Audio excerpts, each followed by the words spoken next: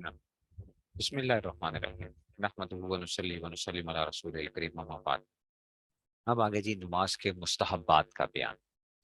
نماز میں کتنی چیزیں مستحب ہیں؟ نماز میں 5 چیزیں مستحب ہیں۔ نمبر 1، تکبیر تحریمہ کہتے وقت آستینوں سے دونوں ہتھیلیاں نکال لینا۔ آستینوں سے دونوں ہتھیلیاں نکالی، مرد کیا کریں گے؟ مرد اگر کوئی چادر وغیرہ پہنی ہوئی سردیوں کے اندر تو کیا کریں گے؟ چادر سے اپنے ہاتھ باہر نکالیں گے، یا آستینیں وغیرہ اگر ہمیں لمبی ہے، اگر بہت لمبا کرتا کم بازو ہیں، اس میں سے ہاتھ جو ہے نا وہ باہر نکال کے کریں گے، پھر وہ کریں گے۔ رکوع سجدے میں منفرد کو 3 مرتبہ سے زیادہ تسبیح کہنا۔ منفرد جو ہے نا وہ کیا کرے؟ سبحان ربی العظیم، سبحان ربی العظیم 3 مرتبہ سے زیادہ کہہ لے تو مستحب ہے۔ امام ہوگا تو امام کو ہم کہتے ہیں بھائی تم مختصر نماز پڑھاؤ، امام جو ہے نا وہ مختصر نماز پڑھائے۔ اچھا جی، قیام کی حالت میں سجدے کی جگہ پر، اور رکوع میں قدموں کی پیٹھ پر، اور جلسہ اور میں اپنی گود پر، اور سلام کے وقت اپنے کندھوں پر نظر رکھنا۔ یعنی جب کھڑے ہو تو سجدے کی جگہ پہ نظر رکھو، سلام کا جو ہے نا، اچھا یہ رکوع میں پیٹھ پر جلسہ اور قدم اپنی گود پر، یہ ہوتا ہے اس لیے کہ تاکہ اس سے خشوع حاصل ہوتا ہے۔ خشوع کہتے ہیں بچوں توجہ، اور ایک ہوتا ہے خضوع۔ خشوع اور خضوع، خضوع ہوتی ہے عاجزی، ٹھیک ہے نا؟ تو خشوع کے 5 طریقے ہوتے ہیں، ہمارے حضرت رسول صلی اللہ علیہ وسلم جو فرمایا کرتے تھے کہ خشوع کے 5 طریقے۔ آسان سا طریقہ کیا ہے کہ آپ الفاظ، نماز کے الفاظ کی طرف توجہ کر لیا کرو۔ کبھی میں سبحانک اللہم پڑھ رہا ہوں، ابھی میں الحمدللہ پڑھ رہا ہوں، ابھی میں جو ہے نا فلاں چیز پڑھ رہا ہوں، ٹھیک ہے نا؟ یہ چیز سوچ لو۔ تو یہ سب سے آسان طریقہ یہ ہے کہ الفاظ کی طرف توجہ کر لی جائے، اس سے کیا ہوتی ہے؟ نماز کے اندر توجہ حاصل ہو جاتی ہے بندے کو، ٹھیک ہے نا؟ اور کامل خشوع حاصل ہو سکتا ہے ہم میں سے ہر ایک کو، ٹھیک ہے نا؟ ایک ہے خیالات کا آنا اور ایک ہے خیالات کا لانا۔ خیالات کے آنے کو بچوں کوئی روک نہیں سکتا، خیالات کے لانے کو آپ روک سکتے ہو۔ خیالات کا آنا جو ہے نا وہ ہمارے اختیار میں نہیں ہوتا، وہ جو ہے نا وہ اللہ تعالیٰ کی طرف سے ہوتا ہے۔ خیالات کا آنا جو ہے، ٹھیک ہے نا، اس میں ہمارا کوئی اختیار نہیں ہے۔ خیالات کا لانا جو ہے وہ کیا ہے؟ وہ ہم اس کو روک سکتے ہیں، ٹھیک ہے نا؟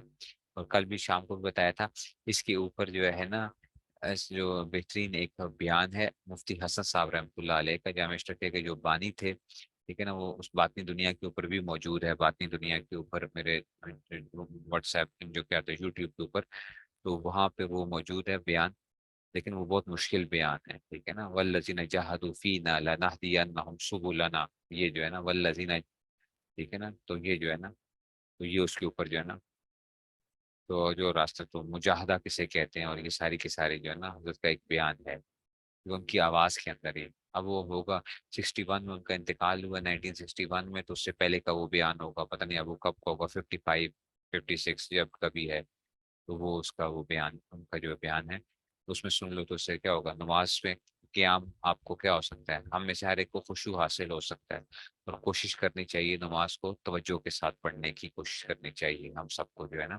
یہ ضروری ہے نا؟ اچھا جی، نمبر 4، اگر کھانسی کو اپنی طاقت بھر نہ آنے دینا، کھانسی کو بھی روکنا چاہیے جتنی حد تک ہو سکتا ہے، اپنا ہاتھ رکھ لو جو ہے نا، جوائی میں منہ بند رکھنا، اور کھل جائے تو قیام کے آدمی سیدھے ہاتھ، اور باقی حالتوں میں بائیں ہاتھ کی پشت سے منہ کو چھپانا۔ بائیں ہاتھ کی پشت سے کیا کر لیا کرو، اگر قیام کے اندر ہو تو پھر دائیں ہاتھ، کیونکہ دائیں ہاتھ اوپر ہوتا ہے تو اس سے روکا کرو، اور نماز کے اندر ہاتھ نہیں ہلانے۔ اچھا، یہ بات یاد رکھو، نماز میں بعض لوگ بہت ہاتھ ہلاتے ہیں، یہ اچھا نہیں ہوتا۔ نماز میں بار بار ہاتھ ہلا رہے ہیں، کبھی مرد ہوتے ہیں تو داڑھی کو اپنی وہ کھیل رہے ہوتے ہیں، داڑھی کے ساتھ جو ہے نا، کوئی اپنے ناک میں انگلیاں ڈال رہا ہوتا ہے، کوئی خارش کر رہا ہوتا ہے، کوئی اپنی ٹوپی سیدھی سیدھی کر رہا ہے، کوئی کیا کر رہا ہے، یہ جو ہے نا، اور یہ ہمارے علماء بھی اور مفتی حضرات بھی اس کے احتیاط نہیں کرتے ہیں۔ وہی نماز پڑھ رہے ہیں آپ جو ہے، ٹھیک ہے نا؟ آپ جو ہے تھوڑا تھوڑا سا خیال کیا کرو، پھر اگر اس کو سمجھاؤ تو وہ پھر آگے سے کہتے ہیں جناب وہ جی سعودیہ میں جو ہے نا وہاں پہ جو حرم کے اندر جو لوگ نماز پڑھا رہے ہیں وہ تو سارا ٹائم اپنے ہاتھ ہلاتے رہتے ہیں، وہ تو کبھی اپنے چوکے ٹھیک کر رہے ہیں، کبھی کیا چیز ٹھیک کر رہے ہیں، وہ تو سارا ٹائم یہی کام کر رہے ہوتے ہیں۔ تو بھائی آپ نے ان کے فعل کو نہیں دیکھنا، ٹھیک ہے نا؟ آپ نے اپنی ایک اس کو دیکھنا ہے کہ آپ ان کے فعلوں کو دیکھتے ہوئے وہ ایسا کر رہے ہوتے ہیں، ٹھیک ہے نا؟ تو آپ نے ان کو نہیں دیکھنا، آپ اپنی اس کو دیکھیں کہ جناب آپ نماز پڑھ رہے ہیں۔ اچھا جی، نماز پڑھنے کی پوری ترکیب آ گئی۔ جب نماز پڑھنے کا ارادہ کرو تو پہلے اپنا بدن حدث اکبر یعنی غسل کی حاجت ہو تو غسل کر لے، اور حدث اصغر وضو اور ظاہری ناپاکی سے پاک کر لو، اور اور پاک کپڑے پہن کر پاک جگہ پر قبلے کی طرف منہ کر کے اس طرح کھڑے ہو کہ دونوں قدموں کے درمیان 4 انگل یا اس کے قریب قریب فاصلہ رہے، پاؤں کے درمیان جو تھا نا، ٹھیک ہے نا. پھر جو یہ مردوں کی نماز کا طریقہ بتایا جا رہا ہے. پھر جو نماز پڑھنی ہے اس کی نیت دل سے کرو. مثلا یہ کہ فجر کی نماز فرض خدا کے واسطے پڑھتا ہوں، اور زبان سے بھی کہہ لو تو اچھا ہے. زبان سے کہہ لینا اچھا ہوتا ہے تاکہ کیا ہو جائے، توجہ کیا ہو جائے. نہ بھی کہو تو کوئی فرق نہیں پڑتا. اور جو ہے نا اس میں سے لیکن بس دل میں ضرور نیت ہونی چاہیے کہ بھئی میں کیا پڑھ رہا ہوں، دل میں نیت ضرور ہو. پھر دونوں ہاتھ کانوں تک اٹھاؤ، ہاتھوں کی ہتھیلیاں اور انگلیاں قبلہ رخ رہیں، اور انگوٹھے کانوں کی لو کے مقابل ہوں. انگلیاں کھلی رہیں. انگلیاں کھلی رہے کا مطلب اپنی حالت پہ رہیں، یعنی کہ خود کھول لو ان کو. ٹھیک ہے نا. اس وقت اللہ اکبر کہہ کر دونوں ہاتھ ناف کے نیچے باندھ لو. ٹھیک ہے نا. دونوں ہاتھ نیچے باندھ لو. سیدھے ہاتھ کی ہتھیلی بائیں ہاتھ کی ہتھیلی کی پشت پر ہے، اور انگوٹھے اور چنگلیا سے ہلکے کے طور پر گٹے کو پکڑ لو. یہ مرد کرتے ہیں نا، آپ تو ہاتھ رکھتے ہو صرف، اور باقی تین انگلیاں کلائی پر رہیں، اور نظر سجدہ کی جگہ پر ہے. ہاتھ باندھ کر آہستہ آہستہ ثنا پڑھو، سبحانک اللہم. پھر تعوذ، اعوذ باللہ. پھر تسمیہ پڑھ کر سورہ فاتحہ پڑھو. جب سورہ فاتحہ تو آہستہ سے آمین کو. پھر کوئی سورج یا کوئی بڑی ایک آیت یا چھوٹی تین آیتیں پڑھو. کوئی بڑی صورت پڑھو یا کوئی چھوٹی ایک آیت یا چھوٹی تین آیتیں جو ہے نا، 29 حروف جو میں نے آپ کو بتائے تھے. ٹھیک ہے نا. 29 حروف جو ہے نا وہ کیا کرو گے، واجب ادا کرنے کے لیے ضروری ہے کہ 29 حروف کم از کم اس میں سے آ جائیں. لیکن اگر تم امام کے پیچھے نماز پڑھے تو صرف ثنا پڑھ کر خاموش کھڑے رہو. تعوذ و تسمیہ سورہ فاتحہ اس کچھ نہ پڑھو. امام کے پیچھے ہوں گے تو آپ قرات صاف صاف اور صحیح صحیح پڑھو، جلدی نہ کرو. صاف صاف پڑھیں، تجوید کے ساتھ پڑھیں. ٹھیک ہے نا. تجوید بھی درست ہونی چاہیے کہ جی اس میں سے، ورنہ بہت غلطیاں ہوتی ہیں نماز کے اندر. جو ہے حضرت صوفی صاحب رحمۃ اللہ علیہ فرمایا کرتے تھے کہ صرف سورہ فاتحہ کے اندر تقریباً 50 سے زیادہ غلطیاں ہو جاتی ہیں. صرف سورہ فاتحہ کے اندر 50 سے زیادہ غلطیاں جو ہے جو لوگ پڑھتے ہیں سورہ فاتحہ جو ہے تجوید ٹھیک نہیں ہوتی. تو پھر اللہ اکبر کہتے ہوئے رکوع میں جاؤ. انگلیوں کو کھول کر ان سے گھٹنوں کو پکڑ لو. پیٹھ کو ایسا سیدھا کر لو کہ اگر اس میں پانی کا پیالہ رکھ دیے تو ٹھیک رکھا رہے. سر کو پیٹھ کے سیٹ میں رکھو، اونچا کرو نہ نیچا رکھو. ہاتھ پسلیوں سے ہلادا رہیں اور پنڈلیاں سیدھی کھڑی رہیں. پھر رکوع کی تسبیح 3 مرتبہ یا 3 مرتبہ یا 5 مرتبہ پڑھو. پھر تسمیح کہتے ہوئے سمع اللہ کہتے ہوئے سیدھے کھڑے ہو جاؤ. پھر تحمید بھی پڑھ لو. امام سے تسمیح پڑھے اور مفتی سے تحمید پڑھے. مفتی تسمیح و تحمید دونوں پڑھے گا، سمع اللہ ربنا دونوں. پھر تکبیر کہتے ہوئے سجدے میں جاؤ. پہلے دونوں گھٹنے، پھر دونوں ہاتھ، پھر ناک، پھر پیشانی رکھو. پھر دونوں ہتھیلیوں کے درمیان انگوٹھے کان کے مقابل رہیں. ہاتھ کی انگلیاں ملی رکھو تاکہ سب کے سرے قبلہ کی طرف رہیں. کونیاں پسلیوں سے اور پیٹ رانوں سے لدا رہی. مردوں کے لیے کونیاں زمین پر نہ بچھاؤ. سجدے میں 3 یا 5 مرتبہ سجدے کی تسبیح کو. پھر پہلے پیشانی، پھر ناک، پھر ہاتھ اٹھا کر تکبیر کہتے اٹھو، سیدھے بیٹھ جاؤ. پھر تکبیر کہتے اسے سجدہ کرو. پھر تکبیر کہتے اٹھو. اٹھنے میں پہلے پیشانی، ٹھیک ہے، پھر ناک، پھر ہاتھ، پھر گھٹنے اٹھا کر پنجوں کے بل سیدھے کھڑے ہو جاؤ. کھڑے ہو کر ہاتھ باندھ لو اور بسم اللہ اور سورہ فاتحہ اور کوئی سورت پڑھو. امام کے پیچھے ہو تو کچھ نہ پڑھو، خاموش کھڑے رہو. پھر اسی قاعدے سے رکوع، قوما، سجدہ، جلسہ اور سجدہ کرو. دوسرے سجدے سے اٹھ کر بایاں پاؤں بچھا کر اس پر بیٹھ جاؤ. سیدھا پاؤں کھڑا رکھو. دونوں پاؤں کی انگلیاں کے سرے قبلے کی طرف رہیں. دونوں ہاتھ رانوں پر رکھو اور تحیات پڑھو. جب اشہد ان لا الہ الا اللہ پر پہنچو سیدھے ہاتھ کے انگوٹھے اور بیچ انگلی سے ہلکا باندھ لو اور چنگلیاں اور اس کے پاس والی انگلی کو بند کر لو اور کلمہ کی انگلی اٹھا کر اشارہ کرو. لا الہ پر انگلی اٹھاؤ اور الا اللہ پر چکا دو. اور اسی طرح آخر تک ہلکے باندھے رکھو. تشہد ختم کر کے 2 رکعت نماز دوسری پڑھو. اس کے بعد دعا پڑھو. پھر پہلے دائیں طرف، پھر بائیں طرف سلام پھیر دو. دائیں طرف سلام پھیرتے دائیں منہ پھیرو. بائیں طرف سلام میں دائیں طرف منہ پھیرو. بائیں طرف منہ پھیرو. دائیں سلام میں دائیں طرف کے فرشتوں اور نمازیوں کی نیت کرو. بائیں سلام میں بائیں طرف کے فرشتوں اور نمازیوں کی نیت کرو. جس طرح امام ہو اس طرف کے اسلام میں امام کی بھی نیت کرو، اور امام دونوں سلام مقتدیوں کی نیت کرے. اور اگر 3 یا 4 نہ تو تشہد کے بعد درود نہ پڑھو بلکہ تکبیر کہتے ہوئے کھڑے ہو جاؤ. تسبیح اور چوتھی رکعت اگر نماز فرض ہے تو اس کے قاعدے سے واجب یا سنت یا نفل اس قاعدے سے پوری کرو. یعنی تیسری اور چوتھی میں پھر وہی اعتبار کرنا ہوتا ہے. سلام کے بعد اللہم انت السلام ومنک السلام تبارکت یا ذا الجلال والاکرام پڑھو. اللہم اعنی علی ذکرک و شکرک و حسن عبادتک پڑھو. اور یہ دعا میں سننا ہے لا الہ الا اللہ وحدہ لا شریک لہ لہ الملک وله الحمد وهو على كل شيء قدير اللهم لا مانع لما أعطيت ولا معطي لما منعت ولا ينفع ذا الجد منك الجد. یہ پڑھو کہ کوئی اور پکا یقین رکھو کہ اللہ تعالیٰ جس کو دینا چاہیں اس کو کوئی روک نہیں سکتا، اور اللہ تعالیٰ جس کو روکنا چاہیں اس کو کوئی دے نہیں سکتا. لا مانع لما اعطیت، ٹھیک ہے، کوئی روکنے والا نہیں ہے. ٹھیک ہے نا. مخلوق سے، ٹھیک ہے نا، مخلوق سے اللہ کی مرضی کے بغیر کچھ نہ ہونا. ٹھیک ہے نا. اور ٹھیک ہے نا. اور اللہ سے سب کچھ ہونے کا یقین، یہ ہمارے دلوں کے اندر کیا آ جائے، اس کے لیے کیا ہے، سخت محنت کی ضرورت ہے۔ اسی محنت کے بارے میں نماز کے بعد کیا ہوگی، بات ہوگی، سارے ساتھی بیٹھے، انشاءاللہ کیا ہوگا، بڑا نفع ہوگا۔ ہمارے تبلیغی بھائی جو ہے نا اعلان جب کرتے ہیں نا، تو وہ اعلان تو یہ کرتے ہیں کہ مخلوق سے کچھ نہ ہونے کا یقین، ٹھیک ہے، تو میں اس کو کہتا ہوں مخلوق سے اللہ کی مرضی کے بغیر کچھ نہ ہونے کا یقین کرنا چاہیے۔ اللہم لا مانع لما اعطیت، کوئی روکنے والا نہیں ہے، کوئی رزق نہیں روک سکتا، کوئی آپ کی بلندیوں کو نہیں روک سکتا، کوئی آپ کے نقصان پہنچانا چاہے کوئی وہ نہیں کر سکتا اللہ تعالیٰ کی مرضی کے بغیر، اور کوئی دے نہیں سکتا، ساری دنیا تم سے راضی ہو جائے تم کچھ بھی نہیں کر سکتے، ٹھیک ہے نا، اور جو ہے نا ساری دنیا ایک طرف ہو جائے اور تم اللہ تعالیٰ کی مرضی ایک طرف ہے، ہوگا وہی جو اللہ چاہیں گے، ٹھیک ہے نا، تو سب کچھ کدھر سے ہوگا، سب کچھ اللہ کی طرف سے ہوگا، ٹھیک ہے نا، سارا جہاں ناراض ہو پرواہ نہ چاہیے، مد نظر تو مرضی جانا نہ چاہیے، بس اس نظر سے دیکھ کر تو کر یہ فیصلہ، کیا کیا تو کرنا چاہیے، کیا کیا نہ چاہیے۔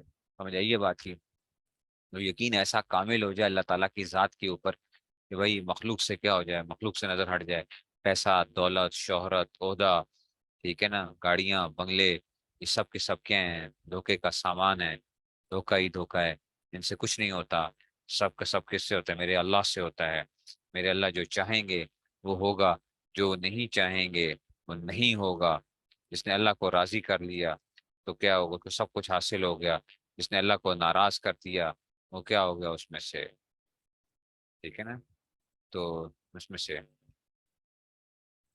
ٹھیک ہے نا، تو یہ اس میں سے سمجھ آ رہی ہے بات کو، ٹھیک ہے، تو یہ اس وجہ سے بات نہیں سمجھے ہو، تو اس لیے تو انشاءاللہ یہ ہو جائے گا۔ فرض میں تیسری اور چوتھی رکعت میں بھی امام کے پیچھے خاموش رہنا ہے، ہاں خاموش رہنا ہے، تیسری اور چوتھی میں بھی،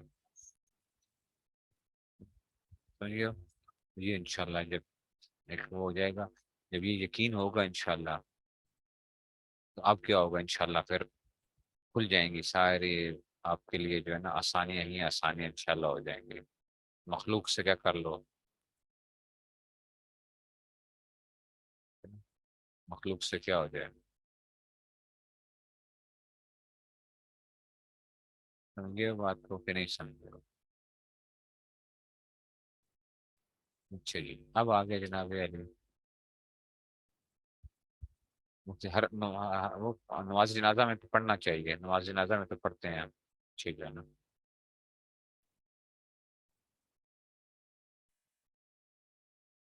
ٹھیک ہے، ٹھیک ہو گیا، کیا پڑھنا چاہیے نماز جنازہ میں، پہلے جو ہے نا سبحانک اللہم پڑھتے ہیں، دوسری کے اندر دروشی پڑھتے ہیں، تیسری میں دعا پڑھتے ہیں اللہم اغفر لحینا و میتنا، اور پھر چوتھی تکبیر کہہ کے پھر سلام پھیر دیتے ہیں، ٹھیک ہو گیا، یہ اس طرح جو ہے نا خشوع کے 5 طریقے، بس آپ ایک طریقہ سیکھو بس، زیادہ بھی وہ نہیں ہوتا کہ نماز کے الفاظ کی طرف توجہ کیا کرو، یا اگر کوئی آپ کہتے نہیں استاد جی تو پھر اس کے معنی کی طرف سوچ لیا کرو بس، یہ کافی ہے آپ کے لیے، اس سے زیادہ نہیں، پھر جب ہم مشقیں کرواتے ہیں پھر اس میں مشقیں کرواتے ہیں، ٹھیک ہے نا، جب میں مشق کرواتا ہوں نماز کی مشق ہوتی ہے وہ پھر اس میں ہوتا ہے، ٹھیک ہے، اللہم انت السلام، یہ دعا یاد کرنی ہے، یہ دعا کرنی چاہیے، اللہم انت السلام انت السلام، بات یاد ہو جائے۔ اچھا، تعلیم الاسلام حصہ چہارم کا پہلا شعبہ تعلیم الایمان یا اسلامی عقائد، بسم اللہ الرحمن الرحیم، توحید، سوال، لفظ اللہ کے کیا معنی ہے؟ اللہ، اللہ اس ذات کا نام ہے جو واجب الوجود ہے اور تمام صفات کمالیہ اس میں موجود ہیں۔ اللہ کون ہے؟ اللہ وہ ذات ہے، ٹھیک ہے نا، جو واجب الوجود ہے، واجب الوجود بچوں کہا جاتا ہے جو کسی کی محتاج نہیں ہے، خود کیا ہے اس کا وجود لازم ہے، وہ خود کیا ہے کسی کی وہ نہیں ہے، اللہ علم لذات الواجب الوجود المستجمع لجمیع کمال الصفات، جمیع صفات الکمال، ٹھیک ہے نا، تمام صفات کمالیہ کو کیا ہے اللہ تعالیٰ جو ہے نا وہ شامل ہے، تو واجب الوجود کیا ہوتا ہے، جو کہ کیا ہے جو کسی کی محتاج نہیں ہے اپنے وجود کے اندر، ساری مخلوق اس کی محتاج ہے اپنے وجود کے اندر، لیکن اللہ تعالیٰ کسی کے محتاج نہیں ہے. کچھ بھی نہ ہوتا تو اللہ ہوتے، ٹھیک ہے نا، اور جو ہے نا کچھ بھی نہیں ہوگا تب بھی اللہ ہوں گے، ٹھیک ہے نا. ساری دنیا ختم ہو جائے اللہ کو کوئی فرق نہیں پڑتا، ٹھیک ہے نا، ٹھیک ہے نا. اور جو ہے نا جو مرضی ہو جائے اللہ تعالیٰ کیا ہیں، ہمیشہ سے ہیں، ہمیشہ رہیں گے. ان کا کوئی نقصان نہیں کر سکتا کوئی، ان کا اور وہ ان کا وجود کسی پر کسی کا محتاج نہیں ہے. سمجھ آ رہی ہے؟ اللہ اس ذات کا نام ہے جو واجب الوجود ہے، اور تمام صفات کمالیہ اس میں موجود ہیں. سے تمام صفات کمالیہ کا مطلب یہ ہے کہ ہر چیز کا تو تو کون ہے، اور تمام صفات کمالیہ اس میں موجود ہیں. جو بھی جو کمال کی صفت ہوگی وہ کس میں پائی جائے گی؟ اللہ تعالیٰ کی، ٹھیک ہے نا. جو صفت کی انتہا ہوگی نا، انتہا کیا، اللہ تعالیٰ کی صفات کی انتہا ہی نہیں ہے. صفات کمالیہ جو ہے نا، تمام صفات کمالیہ، دیکھو نا، سخاوت، اللہ سے بڑا سخی کوئی نہیں. کریم، اللہ سے بڑا کرم کرنے والا کوئی نہیں، ٹھیک ہے نا. رحیم، اللہ سے بڑا کوئی رحم دل نہیں، ٹھیک ہے نا. رحمان، اللہ سے بڑا کوئی وہ نہیں، ٹھیک ہے. تو ہر چیز کے اندر رحم کا معاملہ کسی کے اندر نہیں. تو ہر چیز کیا ہے، وہ ہر چیزوں کا کمال کیا ہے، وہ اللہ تعالیٰ میں موجود ہے. سمجھ آئیے بات کی؟ تو واجب الوجود جو کہ کیا ہے، جس کا وجود کسی کا محتاج نہیں ہے، وہ خود کیا ہے، ہمیشہ سے ہمیشہ رہے گا.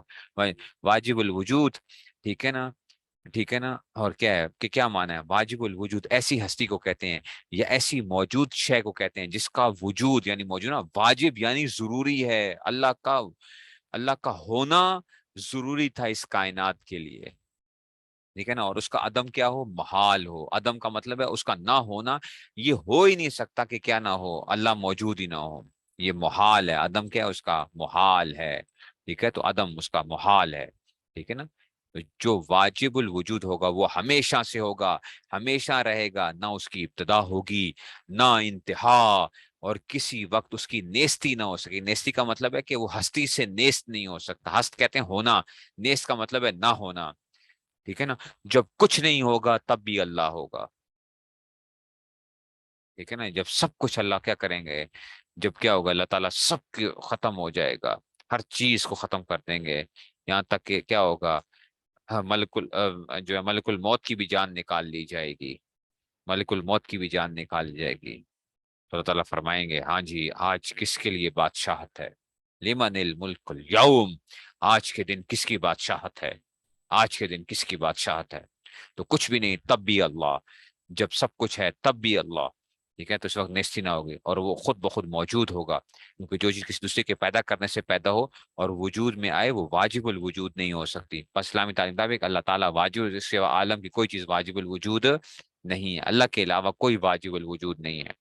اللہ ہی نے کیا کیا ہے، سب کو پیدا کیا ہے، سب چیزیں اس کی محتاج ہیں، وہ کسی کا محتاج نہیں ہے، ٹھیک ہے نا. ہم اس کی عبادت کریں نہ کریں اس کو کوئی فرق نہیں پڑتا، کائنات ہو نہ ہو اس کو کوئی فرق نہیں پڑتا، ٹھیک ہے نا. وہ کیا ہے، وہ ہمیشہ سے ہے، ہمیشہ رہے گا.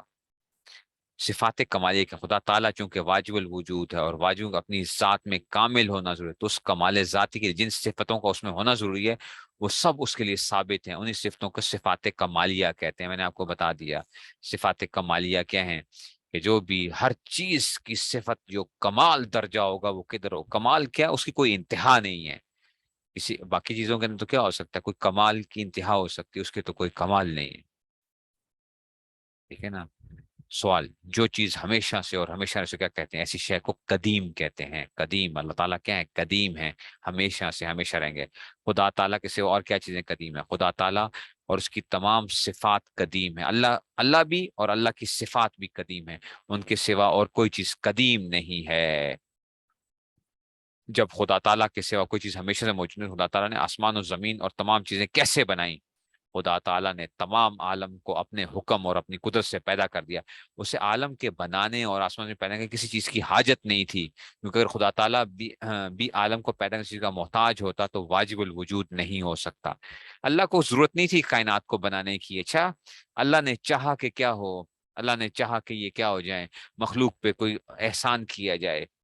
تو اس لیے جو ہے نا اس میں سے تو احسان کرنے میں اللہ کیا نہیں تھا، کسی کا محتاج نہیں، ٹھیک ہے نا. ہم تو کہتے ہیں نا کہ یار ہماری کیا کی جائے، ہمیں جو ہے نا کوئی تعریف کرے گا تو ہم خوش ہوں گے، فلاں ہوگا، یہ ہوگا۔ اللہ تعالیٰ کسی چیز کے محتاج نہیں ہے، ان کو کسی چیز کی حاجت نہیں تھی، ٹھیک ہے نا؟ تو وہ اس لیے انہوں نے جو پیدا کر دیا، تو سراسر کیا تھا یہ ان کی ہمارے اوپر کیا ہے، سراسر اللہ تعالیٰ کا احسان ہے کہ اللہ تعالیٰ نے ہمیں نیس سے ہست میں بھیج دیا، نیس سے، ٹھیک ہے نا؟ میں کچھ نہیں، مجھ سے میرا کچھ نہیں، مجھ سے کچھ نہیں، ٹھیک ہے نا؟ ہم تو ہیں کیا، ہماری ہستی کیا ہے، ٹھیک ہے نا؟ ہستی ہی کیا، یاد ہے خدا تعالیٰ واجب وجود، واجب وجود اپنے کسی کام دوسری شخص کے دوسری چیز کا محتاج نہیں ہوتا۔